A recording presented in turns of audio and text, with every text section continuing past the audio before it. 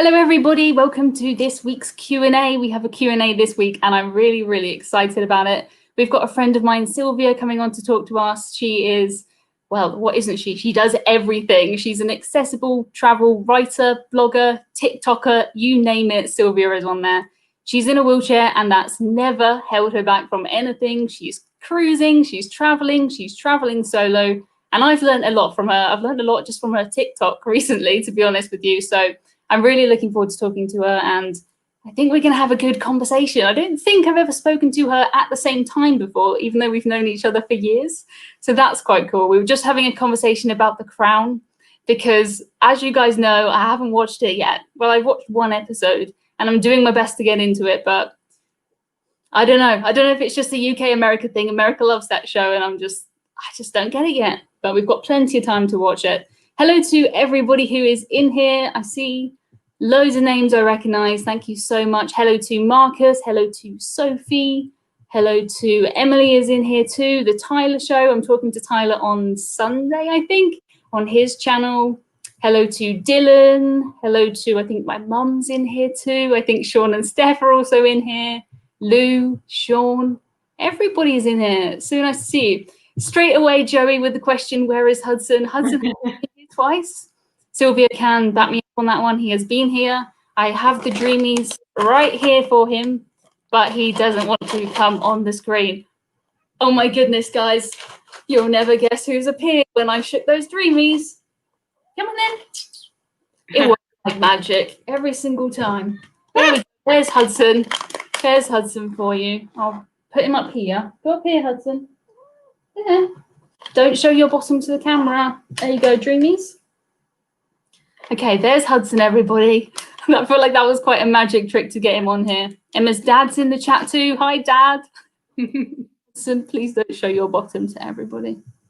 Okay, I think it is time to get our guest on board because we don't want to all just look at Hudson's bottom forever. So welcome, Sylvia, to our chat. Hello. Hello, so happy to be here and be across the pond as well.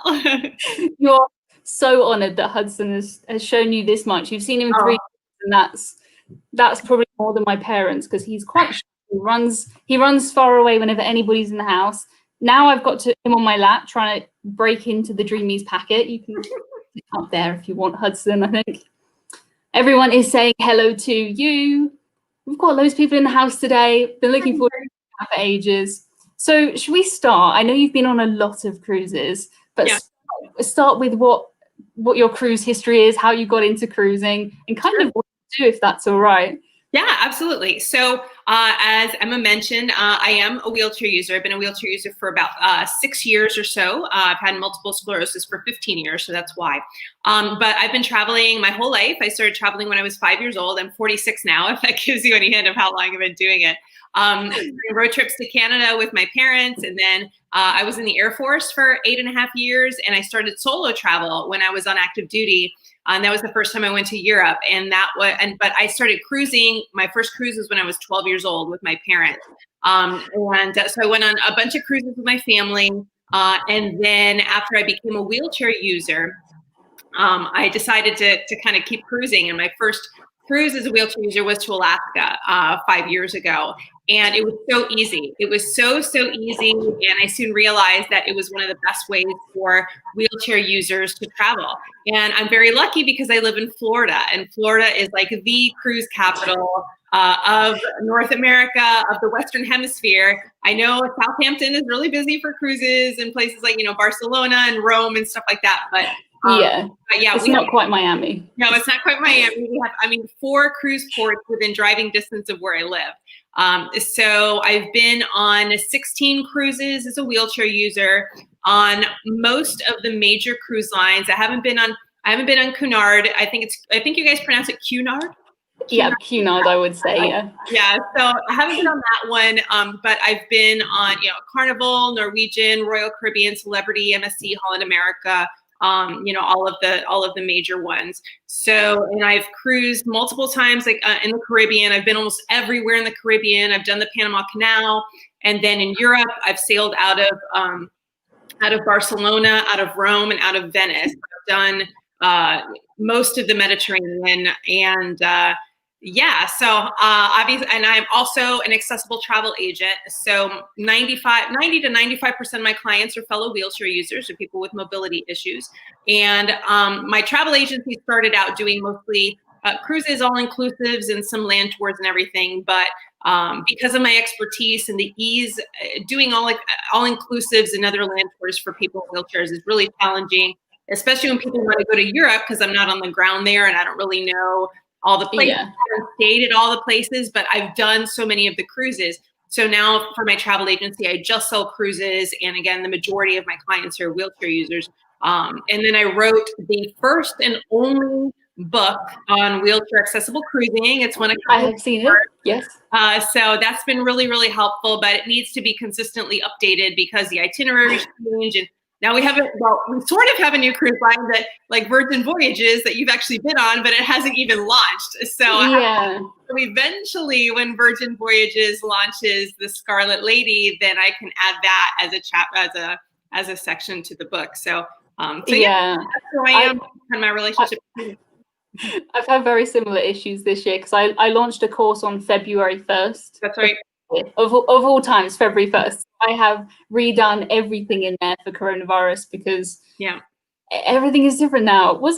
Did you do the Edge, the Celebrity Edge? I did the, yes, I was on the naming cruise. They did 3 preview cruises, and that was the one where they broke the bottle and had all the celebrities on board and the designer. And I actually got to meet the architect who designed the magic carpet that goes up and down, and had a conversation with him. And I got to meet Andra Day. I got to meet Captain Kate, who is now the captain of the Edge. She was a captain of I believe of the Eclipse at the time. I think it was the Eclipse. And we chatted several times, and it was amazing. Free drinks, like free everything. It was crazy. I would be starstruck. I wouldn't know how to talk to her, to be honest. It was awesome. It was so incredible. And she's on TikTok. No. She's got a really following on Instagram. And I mean, she's stunningly gorgeous. So she's like made for Instagram. And she has a cat. So. Yeah, she's got a hairless, right? Yeah. Yeah. Kid, the cat. Yeah. He comes up on my TikTok all the time. So do your TikToks. I've learned so many random things that I didn't know until I learned them from you, if that makes sense. So there's so many things you share on TikTok, things I never knew that I didn't know, but how to, get in a car when you're in a wheelchair, how to transfer into the seat, how you did one about tenders, I think, on cruise ships. I did. Something I just never considered it because I never thought about it. But so with the tenders on cruise ships, you say some of them you can go into if you're on a wheelchair, they're set up for it. But right. Do you get to a tender port and it's just you can't, if you can't get your wheelchair on there, you're just sea day. Yeah, you just can't. You have the ship to yourself.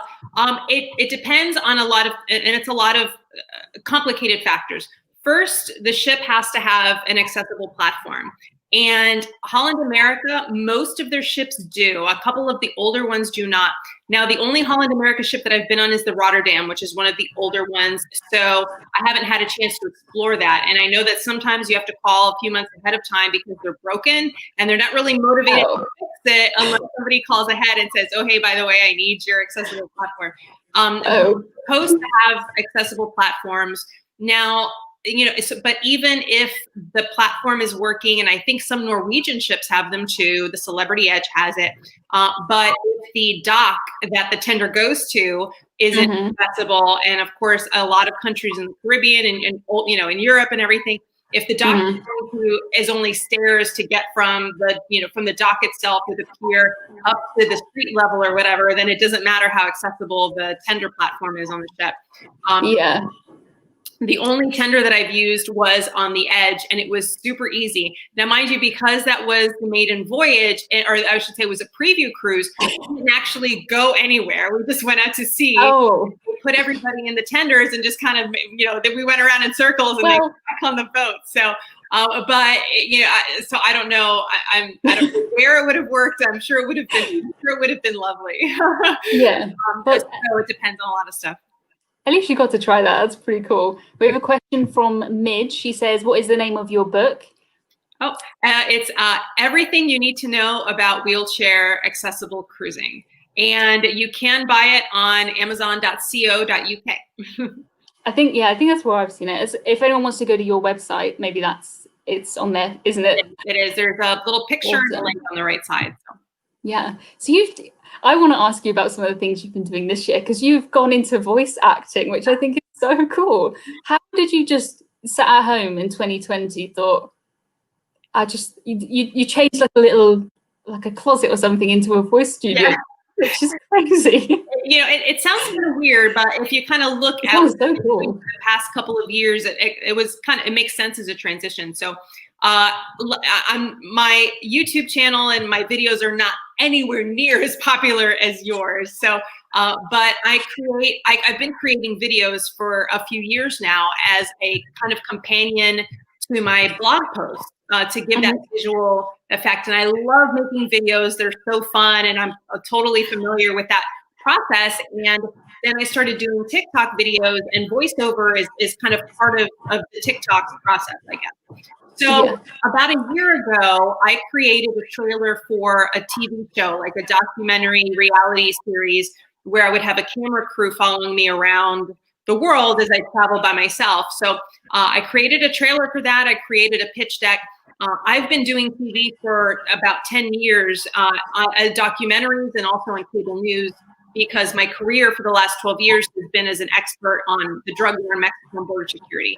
So I'm totally familiar. I've been on camera for a while, and I love it. I'm familiar with it. So I had just started pitching this TV show, and I had two producers that I worked with on the History Channel helping me with that. And I had actually connected with a Hollywood producer. She's a wheelchair user, and she's won awards, and she's done a lot of work. We were just getting ready to pitch that to some folks at, Netflix and some other channels. And then, Corona hits, right? Yeah. All of that gets shelved. In January, I had met with a talent agent here in Orlando because I really wanted to get a regular, because there are talent agents that specialize in people with disabilities to kind of get them on TV and in commercials and stuff. But I wanted, I guess, a mainstream talent agent, because my goal was to increase representation of people in wheelchairs in commercials. Like if you watch commercials for cruises, and Norwegian actually just has a new one, which I was kind of surprised. But if you look at, Carnival and Royal and all the other, massive cruise lines, you look at the commercials, and when was the last time you saw a wheelchair user in one of those commercials? But when you actually go on a cruise, there's a ton of wheelchair users, and most of them are older, are folks with walkers and stuff, but you never see them in the commercials. So I'm like, that's what I want. Well, I have a lot of experience on TV and the news and everything, but no acting experience. So she told me, before we sign you, we want you to get some training under your belt and, a few more things. So I said, okay. I'm at home, I'm not doing anything, and all of these acting studios, and especially ones here in Orlando, which is the TV commercial capital of the United States. I said, let me take the time, and everything's virtual. Let me do some online classes and go ahead and take care of that. And maybe when things get better, they'll hire me. So I took a couple of commercial auditioning classes and some acting classes. And one of the studios where I was doing my acting classes was doing a voiceover, like a seminar. It was only like 4 hours. And I'm like, I'm not doing anything. I'm used to the camera. I've been doing public speaking for 10 years. I'm like, well, okay, let's do it. So I did it, and it was easy. And so I went on Amazon, and I said, okay, I don't want to invest too much money in this, because if I suck at it, I don't want to be out all this money on here to do it. And I'm lucky in the house that I live in. I have I don't want to say a fairly large, it's not large by celebrity standards, but it's a walk-in closet. And the clothes act as a dampening, feature. Like walk-in closets, if you don't have a studio, like a real studio, they tell you to try to do it in a closet. So I spent $99, which I guess would be what, like 70 pounds or something, on a microphone, on a kit. It was the microphone and the swing arm and the headphones, all for $99. And I'm like, So I finished the class. I started doing auditions. I signed up for the websites, and I got my first job like a week later. And I did my first like 4 voiceover jobs I did on like a $60 microphone. So I said, okay. yeah, I just invested in better gear, and now I've done, I think, probably 35 jobs or so in the last 4 or 5 months. So yeah, it's really, it's one of those random things that if you had told me a year ago that this is what I'm doing, I'd be like, yeah, you're crazy. Yeah, I just think that's so nice that instead of just sitting around, you're like, I'll just have a go at voiceovers. Why not? So Why that maybe the next Norwegian advert, you can voice over it, you can be in it, and it'll be amazing. Glorious, absolutely glorious. Yeah, we have a question from Mark who talks about MSC. I know you have cruised with MSC. How were they? So yeah, I went on the seaside September, November. It was in the fall. I can't remember because last year I went on so many trips that it all just kind of blurred together. And I went on the seaside Caribbean. We went to St. Thomas, St. Martin, a lot of the places I had already been to. The ship itself is enormous. I knew it was a big ship, but I wasn't sure how. I mean, it is like 6,000 passengers. It's enormous, and it's all very new. I think it launched only 3 years ago. So it's very glittery. My cabin was lovely. It was very large, lots of space. The bed was nice and low. The bathroom was fantastic. So no complaints about that. However, I've gotten a little spoiled on some of the newer ships. It didn't have any automatic doors anywhere. And some of the doors are heavy because it's a lot of glass and metal, the whole ship. So a lot of the doors to get through, to get out to like where the pool area is and in between spaces weren't automated. So having to push those doors was really hard. And the door to get into and out of my stateroom were heavy. So that was kind of, that was a little challenging.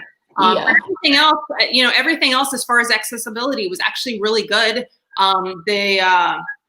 The theater was easy, the dining was easy, and that was fine. Oddly enough, the biggest challenge was actually my fellow passengers, and I wrote a very detailed and lengthy review about this. And it was controversial, I'm not gonna lie. But I spend a ton of time in Europe, and Europe is so much more wheelchair accessible than a lot of people imagine. Some Americans who have never been there think it's nothing but old buildings, old cobblestones, and find it very intimidating. And some places are like that. Like I was so intimidated going to Venice, and I went and I had an amazing time. So it's all about researching and figuring things out. And the people in Europe have always been amazing and so incredibly helpful. And actually, I prefer Europeans in Europe on the ground to some Americans when it comes to accessibility, because they don't ask you stupid questions. Do you have a license for that thing? Or, you don't want to drive with your, like the Europeans don't do that. Like they don't stare at you. They don't ask you dumb questions, and it's great. Yeah. But they're a little, Europeans are a little more assertive when it comes to like in a queue, waiting in line, the elevators, getting on the elevators, like people would almost knock me over to get into the elevators in front of me. I would wait like a good American and wait my turn to get in line to get my hamburger and my French fries or whatever. And people would just like cut in front of me if I didn't.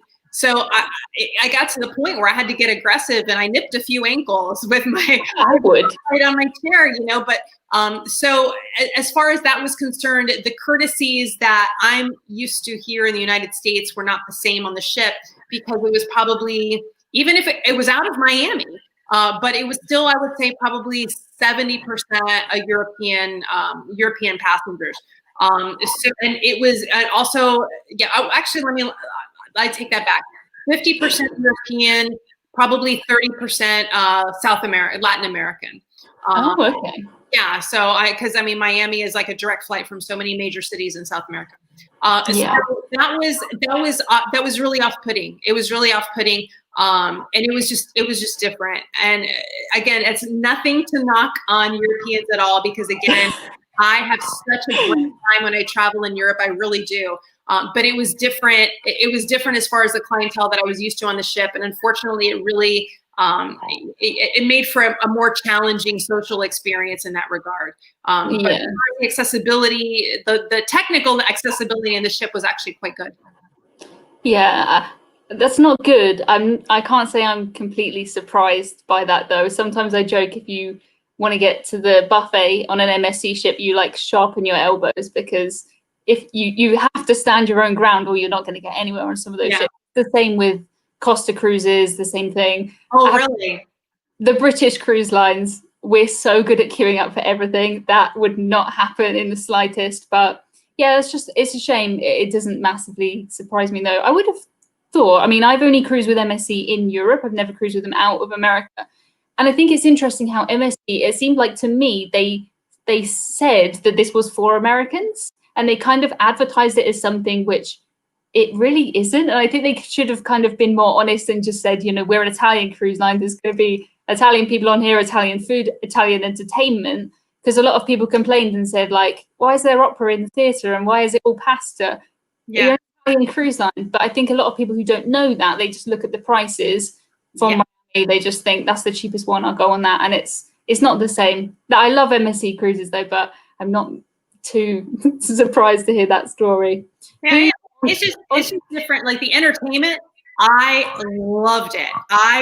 And especially for the price, I really wasn't expecting that level of entertainment. It was, now mind you, the type, or I should say, you know, the theme and it was different every night, but it was kind of the same thing. It was very Cirque du Soleil, and they just kind of, but the costumes and the music and everything, like, you know, and like the opera, like, really? Like, but for me, I'm a very artsy person, but for a family, like an American family of 4, that would not have flown at all. So it just depends. It's not my favorite. It's very it's abstract, isn't it? Because they use language in the same way that they could on Norwegian. So it's not really like a musical with a story. It's kind of I don't know how to describe it. It's very abstract, I think. But I'm glad you liked it. So I think we should go the other way. And Jenny asks, what is your favorite cruise line? Oh, Celebrity, hands down. Absolutely Celebrity. I've been on, I think, 3 Celebrity cruises now, and I adore them. I'm not wealthy.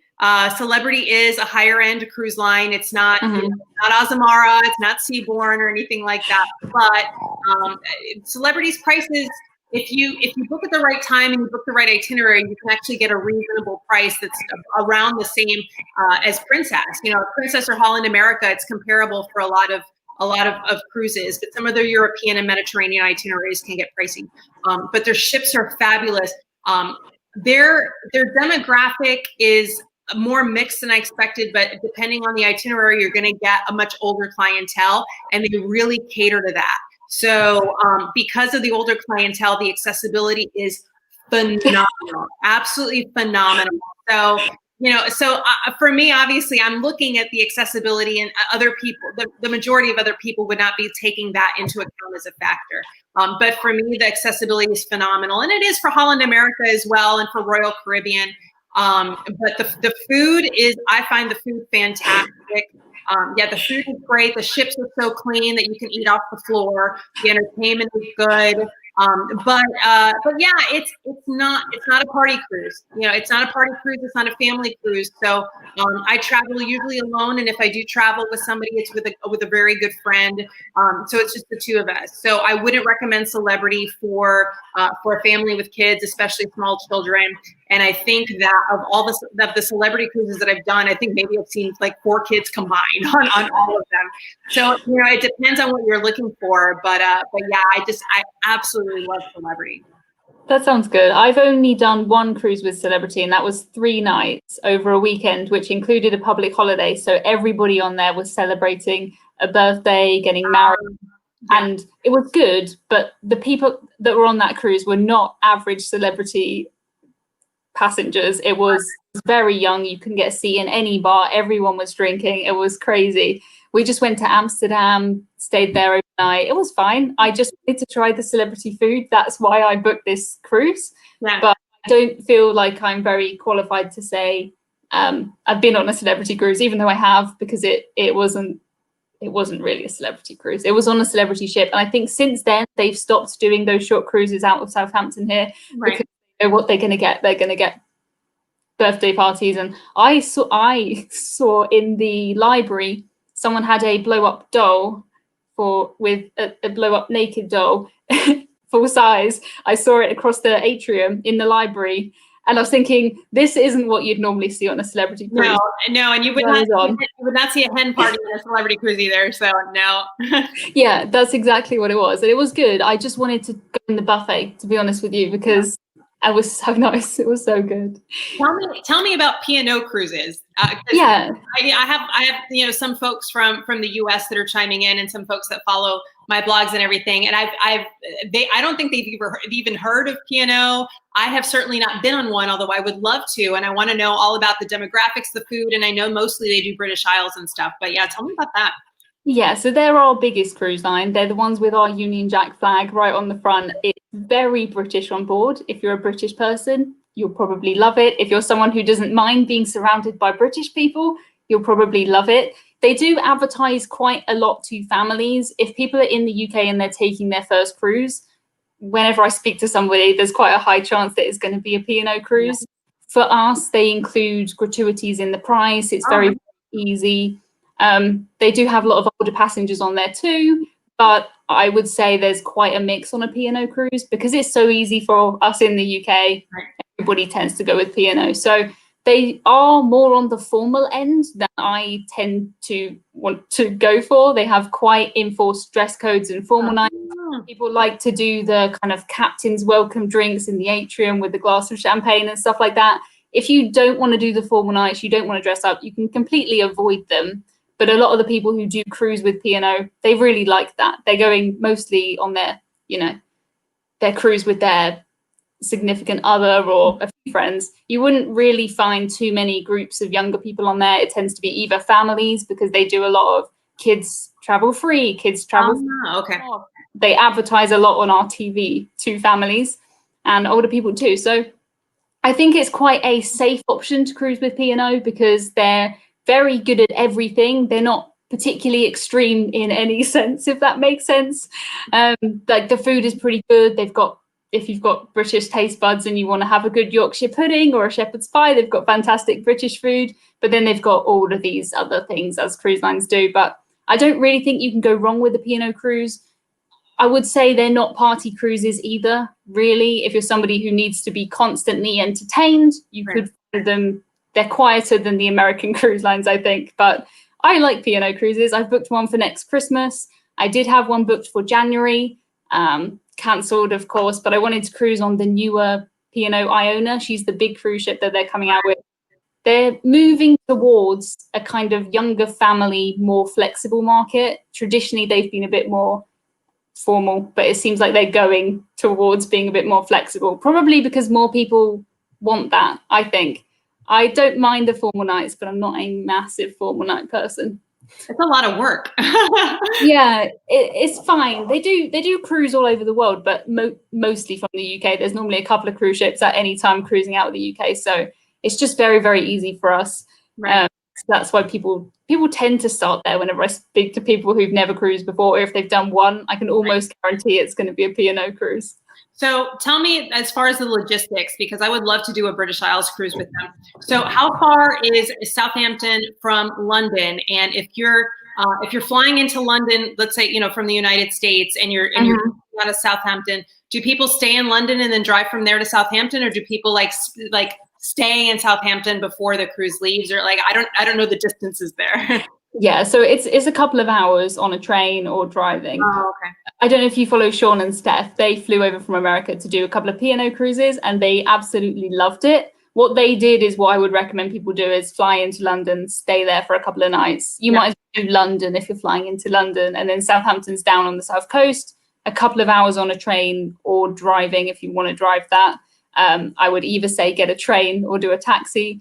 We have 6 London airports, so it can get quite confusing. Yeah. And Southampton Airport, if you can fly into Southampton Airport, that's very, very easy, but not from America, as far as I know. I've spent a lot of time recently writing a whole series about how to get from airports to Southampton. So if anybody is interested in the times and the costs and everything like that, it's on emmacruises.com. We've got Heathrow, Gatwick, and Southampton. So I've been doing a lot of research into that.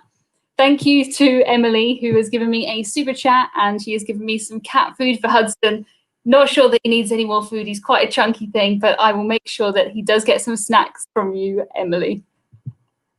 I I was actually in London a year ago. I flew from Orlando to London. I spent several days there in the West End, and then from there, that was my stopover point to go to Cape Town, because flying to Cape Town in just one shot is like it's too difficult.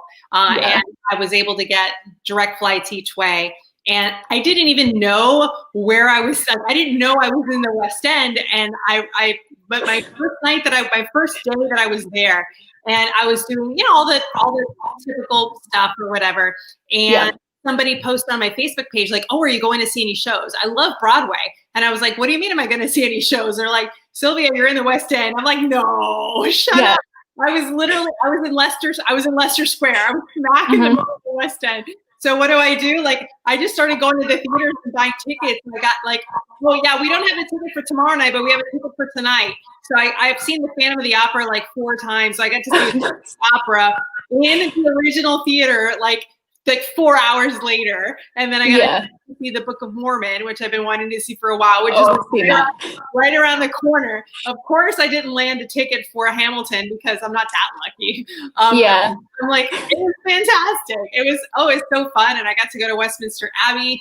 I got to go to the Sky Garden at the top of it's a skyscraper. It's right across from the Shard.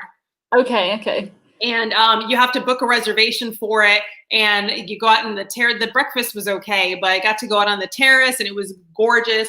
Finally got to go to the Tate Modern, which I'm a huge art geek, and of course the National Gallery. The Buckingham Palace was closed because it was October. But I did go to the Mews, and I got to see all the carriages, and got to go to the park, and it was. I had been to London before, but I only spent a day there. I was at Mildenhall Air Base to teach a class. It was back when I was still walking. So I did one day in London on the double-decker red tour bus. That's how do you do London in a day? That was the only thing.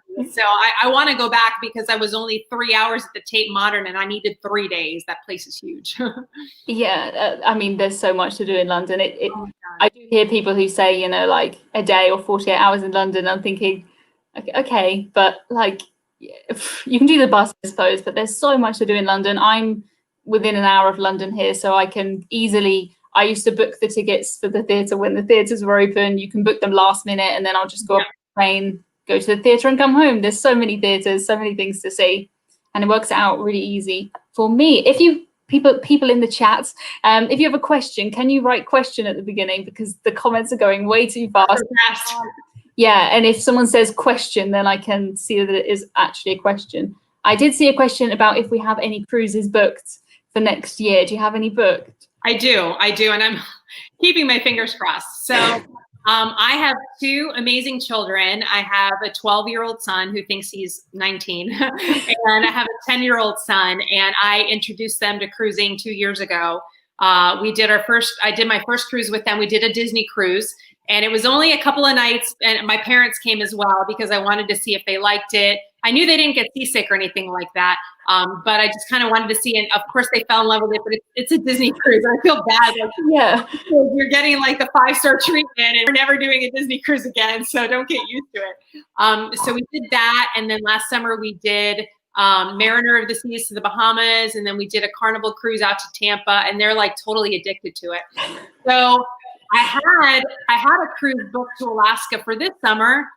That didn't happen. No. So I rebooked it for this coming summer. So as of right now, we're going on Royal Caribbean Serenade of the Seas to Alaska in August, and then I have a Baltic cruise with the 2 of them booked. A 10-night or 12-night, I can't remember, on Norwegian, and that's out of Copenhagen. And I did that cruise with Royal Caribbean a few years ago with Corey Lee. Of Curb Cruise with Corey Lee, who's also an accessible travel writer, and he's been on several cruises. But I don't know how that's going to work out. It's June, so maybe with the vaccines and everything, it's one of those things that we're keeping our fingers crossed. And another thing that's kind of a unique consideration that I have to take into account is accessible shore excursions. A lot of it's difficult for wheelchair users to book shore excursions through cruise lines, because some cruise lines are better than others about what they offer. And they're large with groups and everything. But the great thing is if you can book it through the cruise line, it's cheaper.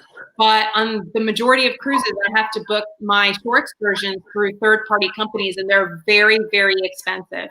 And because of the coronavirus and so many small businesses are going out of business, and a lot of these accessible tour companies are relatively new. They're growing, which is great, but they're very small businesses. A lot of them are family run, and their profit margins are very narrow. So as we go into when cruising restarts, I have to totally, re-examine how many of them are still going to be operating. So for the Baltic cruise, it's out of Copenhagen and it stops in Stockholm, Tallinn, Helsinki, and St. Petersburg. And I think this one also goes to Warnemünde in Germany. So, if, like, for instance, in Tallinn, I can't see that on my own, and I can't see St. Petersburg on my own for obviously for the visa reasons and all that. So if the tour operators aren't there, then I have to really, reconsider taking the cruise if I can't even get off the ship. So that's the whole point. The Alaska one is a little different. Here in the US, they had an entire season without anything, but it's a little easier for them to rebound here. And it's a little easier for us to see some stuff, without having to worry about the tour operator. But so that's what I have planned. We'll see, what ends up working out.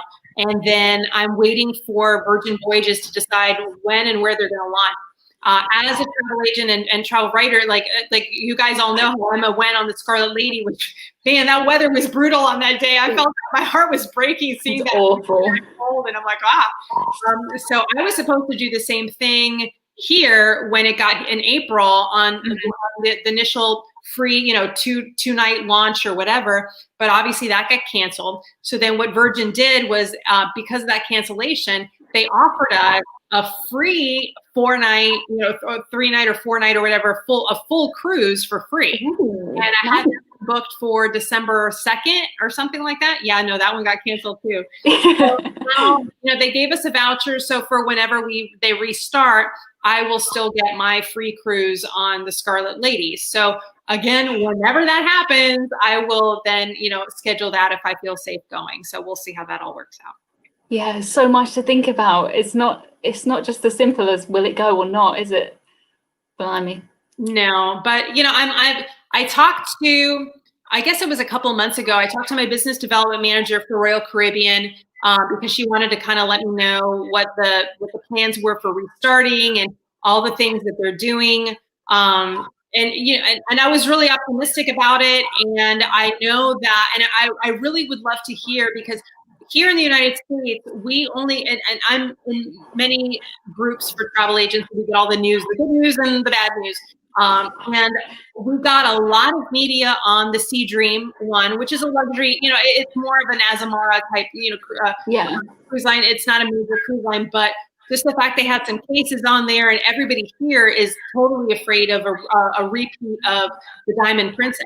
But I know in Europe, they've been, MSC has been cruising, like they've done 33 different cruises without any issues. And I would love, especially for my American watchers or whatever, to hear from you on the successes that have been going on in Europe that we don't hear about. Yeah, it's been since July, I think, we've had successful cruises in Europe. No one mentions them. Literally, the news has never mentioned the fact. Yeah. These ships have been sailing for multiple months, week after week, 7-night sailings, no problems. They've spent so much money on technology to make it as safe as they can. They haven't had any outbreaks on board. They've had some people they've had to send away, because if someone comes and tests positive, they send them away. They send away the entire group of whoever they're traveling with. The Sea Dream thing, that's 50 people on that ship or something like that, passengers. I think it's like 86 passengers. It's really, that's a yacht. That's not a cruise ship. That's nothing to do with anything. Right. But not just even MSC over here. So TUI, the German cruise line, have been sailing. Other German ones, pretty much Germany and Italy have been sailing. We had Hertegruten sailing for a while. So there's been a lot going on, and I think it's good because they've tested everything. So when I see the places in America, CDC or whatever, saying we're going to do this, it's pretty much just everything that we've already tried and tested over in Europe, and it works. So we have a plan. and we know that it works. We just need to be given the chance to do it.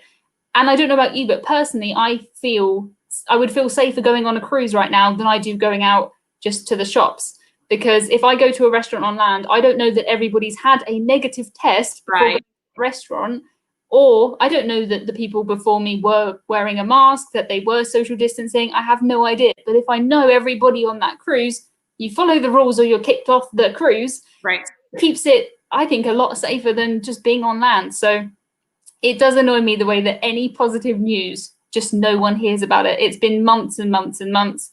Some places in Germany, I think they're either stopping cruising or they're slowing down some of their cruises because their coronavirus numbers are going back up. Yeah.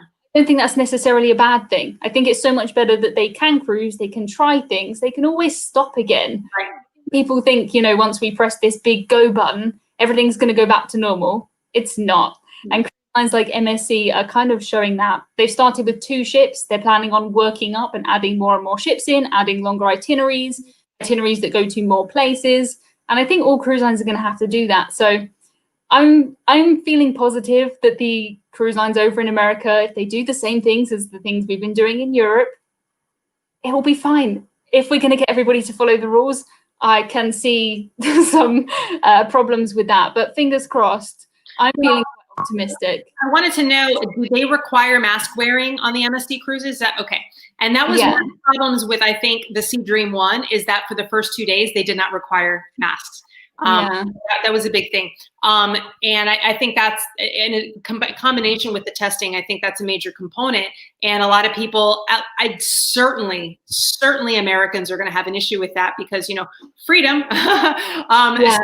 That I think that's the issue here. One of the things that I talked to with that business development manager that I understand is that we're going to try to get our feet wet, I think, here in the States with the private islands, which is a real benefit that we have in the Caribbean, where, like, for instance, Royal Caribbean can go to, Perfect Day at Coco Cay, which is really huge, and they have a ton of stuff there. And Princess is Princess Keys, Castaway Key for Disney. And, like, Disney is really, they're really, really hardcore about their measures because they just laid off 32,000 people for the parks. Disneyland hasn't even opened, and Disney World here in Orlando opened, I think, maybe about a month ago. Universal hasn't opened yet, I don't believe. No, they have opened because I have friends who went. But I have my friend who just went to Disney, and if you take off your mask just to take a selfie, like, they come running over and they start yelling at you. Like, it's a big deal. They cannot afford to have an outbreak.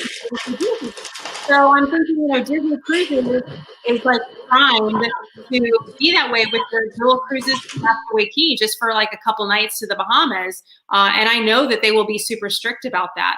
And the way I look at it is like, look, cruising is, at least to the American sensibility, cruising is a privilege, not a right. So if you don't want to follow the rules and you don't want to wear the mask when they tell you to wear it, then I'm sorry, but just don't cruise. Or it's same thing with airlines. I think we've had up to 600 people on one airline alone here in Delta, 600 people that have had to get kicked off in the last few months because they refused to follow the rules and wear masks. And we're like, oh, you want to fly, you got to do it. And a lot of Americans get very, very, very angry about that. But I would wear a full hazmat bodysuit and net that I could go on a cruise, but that's how I feel about it. Everybody here has a different opinion about that, and those opinions tend to be really strong. But I agree, you put the rules down, and if people follow them, and you have enough repeated positive experiences and positive outcomes, I think that's the road to recovery. So yeah, I think that's the only way it's ever going to work. And MSC have been really good with this. So if they had a family, I think they wandered off from an excursion when they weren't not allowed to reboard. And that's exactly how it should be.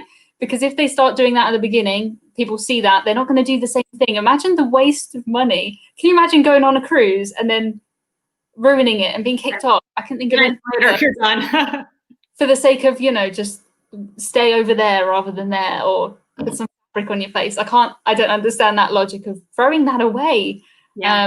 Especially if you're one of the places where you can cruise now. You must want to cruise to book the cruise, surely. I don't know. But fingers crossed they'll be as strict. They have to. It's their you know, it's everything on the line, isn't it? So I'm hoping that it'll be enforced.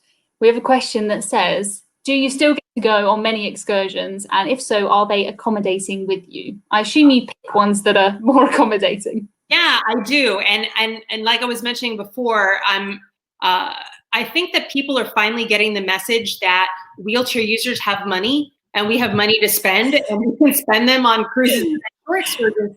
And so, you know, in the United States, I think that the value of the disability traveler, just on accessible travel alone, Americans spend $17.6 billion every year. And I think, and it's called the purple pound where you are, where the purple pound is how many people with disabilities in the UK are spending money. And it's really close. I think it's like 14 billion pounds or something like that. It's ridiculous. The amount of money that we have. And you take a look at the demographic for cruisers. It's people who are retired or have a pension and they have money to spend. And I think that the cruise industry is finally coming around to realizing that we are a huge part of the market. So you have more companies that are trying to cater to us, not just in the Caribbean, but also in Europe. So there is a lady, her name is Mirjam, and she is with a company called Disabled Accessible Travel. And she is my partner for arranging accessible shore excursions in the Mediterranean for my cruise client. And we've since become good friends. And so she's got her finger on the pulse of all the shore excursion providers. And I would say that the majority of ports of call in the Mediterranean and many of them in the Caribbean do offer some accessible option. Now, every wheelchair user is different in what they can and can't do. And I'm very fortunate that I have more flexibility than many wheelchair users as far as my options, because I can't walk at all, but I'm not paralyzed. Like, I don't have a spinal cord injury. So I have full feeling in my legs, and the muscles in my legs that do work allow me to stand up if I hang on to something. So I can't lift them or move them or anything, but I can plant my feet and I can pivot, which means that I can use a regular taxi if I have someone to help me with my chair. And the chair that I use to travel separates into 3 pieces and will go in the boot/trunk of a regular taxi. So when I went with a friend on Holland America, and we did a Caribbean cruise that went to Costa Rica, Guatemala, Honduras, and stuff, and there are not any accessible options there. Of course, my other phone starts ringing, so I ignore it. Like my regular phone, I have this on mute, but my work phone on a Friday after Thanksgiving in the United States is ringing, so please ignore that.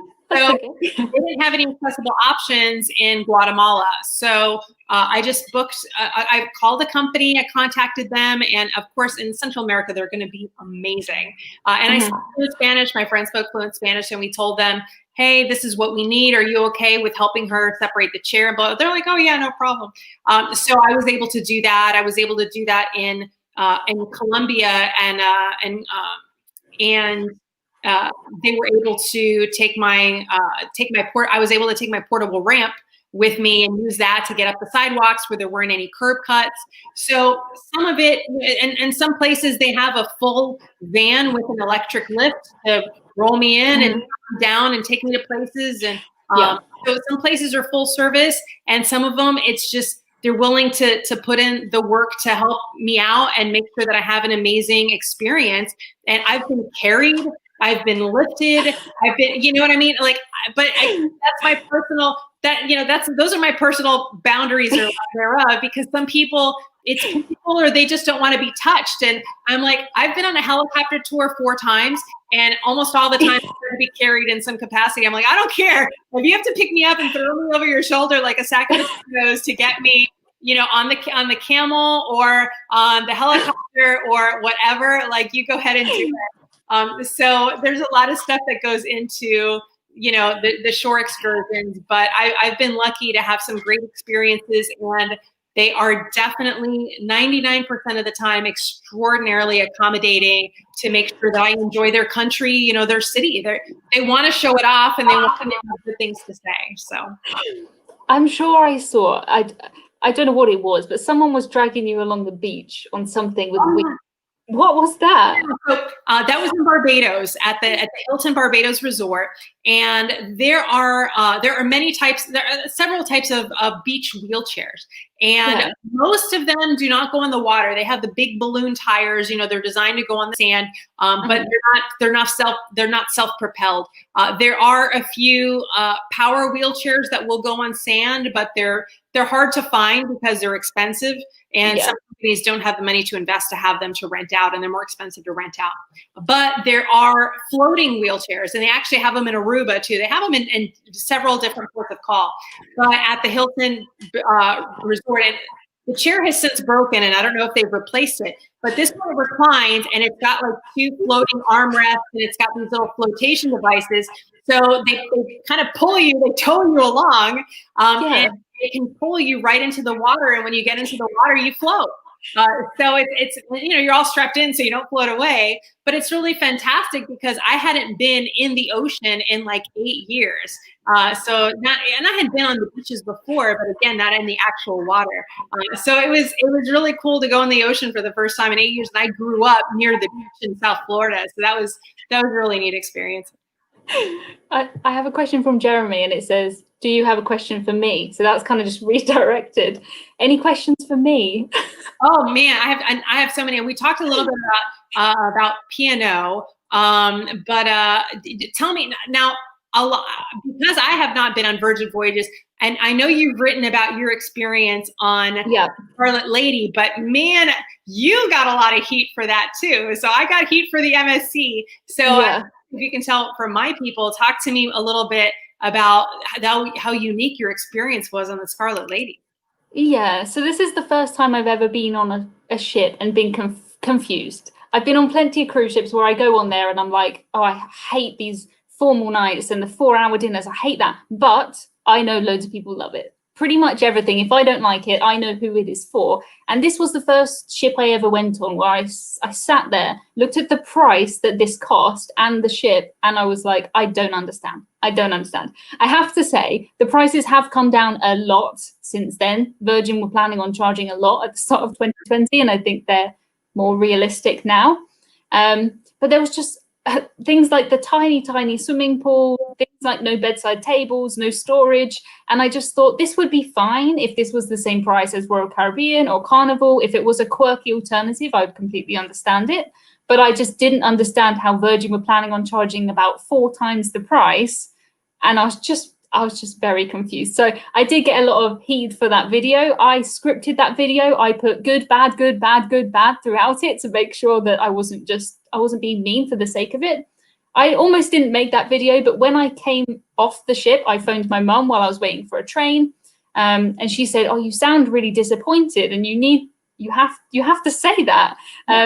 Whereas it's not within my comfort zone to be negative about anything ever, really. I've cruised on Costa Cruises that are £30 a night. I've cruised on Viking that's £400 a night. I've got quite a range of cruises, and I never complain about things as long as the price matches what you get. The Costa Cruise I took, so cheap. You get almost nothing in the cruise fare. It's very bright and colourful and very Italian, but very, very cheap. So I would never complain. The buffet was, I have to say, the worst buffet I've ever been on a cruise. But the fact that there was any food included for that price, I thought was amazing. So I'd never complain about it. You know, I wouldn't say that the buffet was amazing. I didn't particularly like it, but for the price, I thought it was really good value. I think I'm interested in value for money, and I was just confused who their target market was. Looking at some of the kind of promotional stuff from Virgin since then, they've said, oh no, we don't want to be like a millennial cruise line. And I'm thinking everyone in all of your promotional adverts is the most beautiful millennial people I've ever seen. So I'm not really sure, you know, who the target market was. I saw a lot of people saying, you know, if they had kind of a mobility scooter or something like that, there's no way they'd get it into that cabin or around the bed. The accessible cabins are bigger, so they wouldn't have had access to that. Yeah, but do everybody who needs kind of, if someone needs a mobility scooter, do they necessarily need you know, some people I think just have it for, you know, if they're going on a long trip. Sometimes I know people who do that, and they were saying, you know, I'd never get it in there. You can't put it in the hallway. You have to either be able to fit it through the doorway, which you won't, because the doorways are only, I think, like 20 inches, and then most of the is like 22, so it's not going to fit. So then they have to go through the trouble of taking it apart. So a lot of people, what they do is if they need the wheelchair, or they need some mobility for the longer shore excursions, or for if it's a big ship, then they'll have a manual wheelchair, and the manual wheelchair folds up. But yeah, if you need a scooter, you have to get an accessible cabin, which upsets them and upsets us because they don't need the actual accessibility of the cabin, and that takes it away from somebody else who really needs it. So it's really kind of challenging. Yeah, I just saw quite a few people who were on there with me kind of question that when I shared you know, photos of the cabin, and the bathroom was incredibly small. I've never seen such a small cruise ship bathroom. Not just for people who need, you know, a bigger bathroom, but just for someone slightly overweight. I worry how they're going to fit in that shower, things like that. I just was confused. So I have to say the prices have come down a lot, and it is much more tempting now to try them for that price. There is a lot included in the price. I think all kind of tips and some drinks and stuff like that. So it seems like a better fit now, but at the time I was just unbelievably confused. Made that video, and I stand by it. So yeah, Chili in here says he uses his scooters all the time, never used an accessible cabin. And it's people like you, Chili. I just worry how you would fit it in the cabin on that ship, because it's I'm curious how Chili did it, because it's really, really narrow width, and I guess it depends on the ship, but my wheelchair would not fit in through the doorway of a regular cabin. And even if it did, I'd have nowhere to store it, and getting out, like you said, around the bed, and I couldn't use the bathroom. So I can't. Yeah, no, that was an interesting one. But I stand by everything I said there. My opinion hasn't changed on anything I said. I just think it's interesting that the price now is half or less of what it was then. I would be interested to try it, of course. Virgin have said to me, you know, when I posted that video, they said, oh, well, we'll have to get you back, and you can see how it is in real life. I'm up for that if they're listening. But yeah, just the first time I've ever been confused about a cruise line. So that was the result of that one. Now, for your river cruise, most of us cannot go on river cruises because they're not accessible. And I've managed to do a couple on a charter that was specifically for people with disabilities, but that was like a hospital type ship. It was very, very unique. And I'm so jealous of people who can go. Now, did you go with Emerald or Ama, or no, you went on Viking? No, I did. I've been on Viking, but I did Viking Ocean, and I did Waterways, and I did a Saga river cruise, and they were absolutely amazing. But you're right, there was no way for anybody to get to the top deck if you could not climb those stairs, which is something I've never considered about river cruising before, because they have to take down everything on the top deck when they go under bridges. They can't have a lift and elevator that goes up. I see. Okay. Which is something I've never thought about, but you would see, you know, the passengers who go on river cruises do tend to be quite old. You would see the sweetest, you know, old man helping his old wife up the stairs and things like that. And it just, you know, it's just something I never thought about before, but they cannot have anything that they can't take down on the top deck. I didn't know that. Like, I knew that they didn't have the elevators to go up to the sun deck, but I never knew that was why. Fascinating. Yeah, that's what they said when they were on board. They were like, we can't, everything has to squish down. So all of the things that, you know, sunshades and stuff, they'll flatten everything down. They'll close off the top decks when you're sailing under bridges and stuff, which makes sense. Yeah. But yeah, it's completely different from ocean cruising. I'm not even sure. I know they're both cruising, but it's so different. It's almost impossible to compare them, but really, really good. So easy because you literally get off and you walk off. There's no lining up for anything. There's, you know, just walk off. It's so easy. But yeah, it was really good. We've got Bubba in here, Bonnie. She says she doesn't book accessible cabins, but she also uses a scooter. Tight squeeze to plug in the scooter. Yeah, exactly. This is kind of what I think about with that cabin, but Mike says, have a great Virgin cruise, Emma. I think we'll have to wait and see on that one, Mike. Yeah.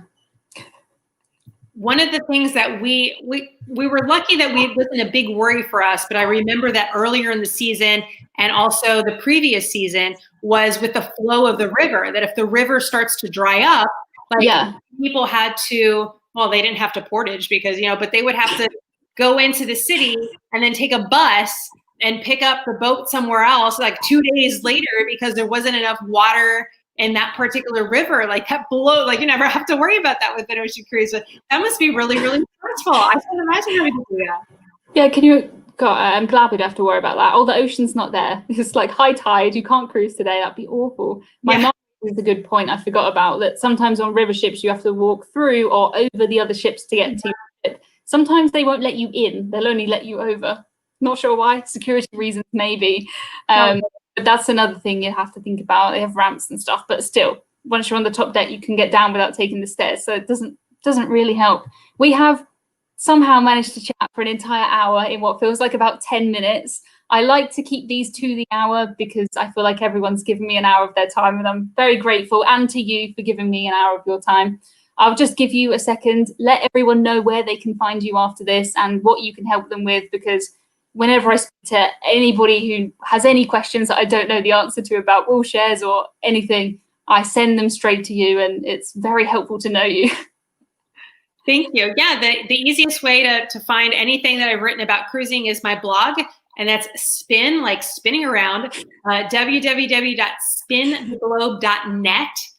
You can find me there, and I have links to my book, Everything You Need to Know About Wheelchair Accessible Cruising. You can find that again on amazon.co.uk, and on my blog are all my links to all my social media stuff. So, thank you so much for chatting today. Thank you. I can't believe how fast these hours go.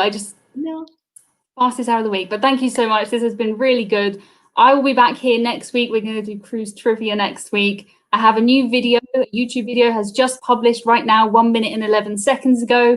It is about the ex-Royal Caribbean ships, all of the ships that Royal Caribbean have ever sold, where they've gone on to, who has new lives, who's scrapped, who had murders on board, who had accidents, all kinds of stuff has happened to these ships. They've had very busy lives. So that is live right now. If you could head over and watch that next, that would be fantastic. And I will say bye and see everybody next week. Bye, everybody.